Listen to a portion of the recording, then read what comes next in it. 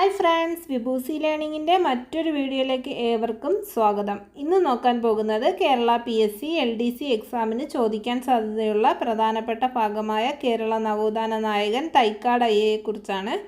അപ്പോൾ നമുക്ക് ക്ലാസ്സിലേക്ക് പോകാം. അതിനു മുമ്പ് ഈ ചാനൽ ഇതുവരെ സബ്സ്ക്രൈബ് ചെയ്യാത്തവർ പ്ലീസ് ഒന്ന് സബ്സ്ക്രൈബ് ചെയ്യണേ.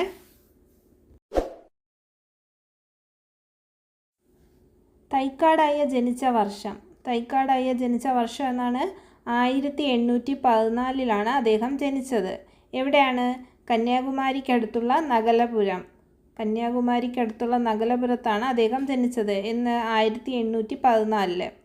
തൈക്കാട് അയ്യയുടെ യഥാർത്ഥ പേരെന്താണ്?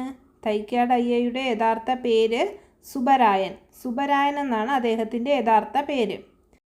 അദ്ദേഹത്തിൻ്റെ അറിയപ്പെടുന്ന മറ്റു പേരുകൾ എന്തൊക്കെയാണ്? ഗുരുവിൻ്റെ ഗുരു, ശിവരാജയോഗി, ഹഠയോഗോപദേഷ്ട. ഗുരുവിൻ്റെ ഗുരു, ശിവരാജയോഗി, ഹഠയോഗോപദേഷ്ട. അയ്യാവിനെ ജനങ്ങൾ ബഹുമാനപൂർവ്വം വിളിക്കുന്ന പേരെന്താണ്? അയ്യാവിനെ ജനങ്ങൾ ബഹുമാനപൂർവ്വം വിളിക്കുന്ന പേര് സൂപ്രണ്ടയ്യ. എന്താണ്? സൂപ്രണ്ടയ്യ. പന്തിഭോജനം ആരംഭിച്ച സാമൂഹിക പരിഷ്കർത്താവ് ആരാണ്? തൈക്കാട് അയ്യ. തൈക്കാട് അയ്യയാണ് പന്തിഭോജനം ആരംഭിച്ച സാമൂഹിക പരിഷ്കർത്താവ്. തൈക്കാട് അയ്യാവിൻ്റെ പത്നിയുടെ പേരെന്താണ്? തൈക്കാട് അയ്യാവിൻ്റെ പത്നിയുടെ പേര് കമലമ്മാളാണ് അദ്ദേഹത്തിൻ്റെ പത്നിയുടെ പേര്. തൈക്കാട് അയ്യാവിൻ്റെ പ്രധാന ശിഷ്യന്മാർ ആരൊക്കെയായിരുന്നു? തൈക്കാട് അയ്യാവിൻ്റെ പ്രധാന ശിഷ്യന്മാർ ആരൊക്കെയാണ്? ശ്രീനാരായണ ഗുരു, ചട്ടമ്പി സ്വാമികൾ, അയ്യങ്കാളി. തൈക്കാട് അയ്യാവിനെ ആത്മീയമായി സ്വാധീനിച്ച തമിഴ് സന്യാസിമാർ ആരൊക്കെയാണ്? തൈക്കാട് അയ്യാവിനെ ആത്മീയമായി സ്വാധീനിച്ച തമിഴ് സന്യാസിമാർ സച്ചിദാനന്ദ മഹാരാജ്, ചിട്ടിപ്പരദേശി. തൈക്കാട് അയ്യാവിൻ്റെ ശിഷ്യനായി തീർന്ന തിരുവിതാംകൂർ രാജാവാരാണ്? സ്വാതി തിരുനാളാണ് തൈക്കാട് അയ്യാവിൻ്റെ ശിഷ്യനായി തീർന്ന തിരുവിതാംകൂർ രാജാവ്. ആരുടെ ആവശ്യപ്രകാരമാണ് സ്വാതി തിരുനാൾ വൈകുണ്ഠസ്വാമിയെ ജയിലിൽ നിന്നും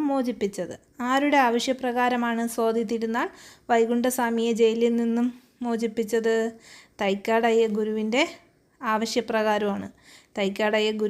ആവശ്യപ്രകാരമാണ് വൈകുണ്ഠസ്വാമിയെ ജയിലിൽ നിന്നും മോചിപ്പിച്ചത്. இந்த ഉലകത്തിലെ ഒരേ ഒരു ജാതി താൻ, ഒരേ ഒരു മതം താൻ, ഒരേ ഒരു കടവുൾ താൻ എന്ന പ്രസിദ്ധമായ മുദ്രാവാക്യം പിൽക്കാലത്ത് തൈക്കാട് അയ്യയുടെ ഏത് ശിഷ്യൻ വഴിയാണ് പ്രശസ്തമായത്? இந்த ഉലകത്തിലെ ഒരേ ഒരു ജാതി താൻ, ഒരേ ഒരു മതം താൻ, ഒരേ ഒരു കടവുൾ താൻ എന്ന പ്രസിദ്ധമായ മുദ്രാവാക്യം പിൽക്കാലത്ത് തൈക്കാട് അയ്യയുടെ ഏത് ശിഷ്യൻ വഴിയാണ് പ്രശസ്തമായത്? ശ്രീനാരായണ ഗുരു. ആരാണ്? ശ്രീനാരായണ ഗുരു. തൈക്കാട് അയ്യയുടെ സ്മരണാർത്ഥം അയ്യസ്വാമി ക്ഷേത്രം സ്ഥാപിച്ച സ്ഥലം എവിടെയാണ്? അയ്യസ്വാമി ക്ഷേത്രം സ്ഥാപിച്ച സ്ഥലം തിരുവനന്തപുരം. 1943. തിരുവനന്തപുരം 1943. ആയില്യം തിരുനാൾ മഹാരാജാവിൻ്റെ കാലത്ത് തൈക്കാട് അയ്യാവിനെ തൈക്കാട് റെസിഡൻസിയിലെ മാനേജറായി നിയോഗിച്ചതാരാണ്? ആയില്യം തിരുനാൾ മഹാരാജാവിൻ്റെ കാലത്ത് തൈക്കാട് അയ്യാവിനെ തൈക്കാട് റെസിഡൻസിയിലെ മാനേജറായി നിയോഗിച്ചത് മാഗ്രിഗർ. തൈക്കാട് അയ്യ സമാധിയായ വർഷം എന്നാണ് 1909 ഏപ്രിൽ 20. അദ്ദേഹം സമാധിയായത്. തൈക്കാട് അയ്യ മിഷൻ രൂപം കൊണ്ട വർഷം 1984. തൈക്കാട് അയ്യസ്വാമി ക്ഷേത്രത്തിലെ ആരാധനാമൂർത്തി ആരാണ്? തൈക്കാട് അയ്യസ്വാമി ക്ഷേത്രത്തിലെ ആരാധനാമൂർത്തി ശിവനാണ്. മനോന്മണിയം സുന്ദരൻപിള്ളയുടെ സഹായത്തോടെ തൈക്കാട് അയ്യർ സ്ഥാപിച്ച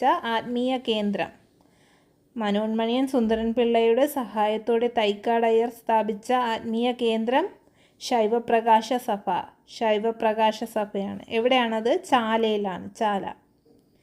തൈക്കാട് അയ്യ ചെന്നൈയിലെ അഷ്ടപ്രധാന സഭയിലാണ് പ്രഭാഷണങ്ങൾ നടത്തിയിരുന്നത്.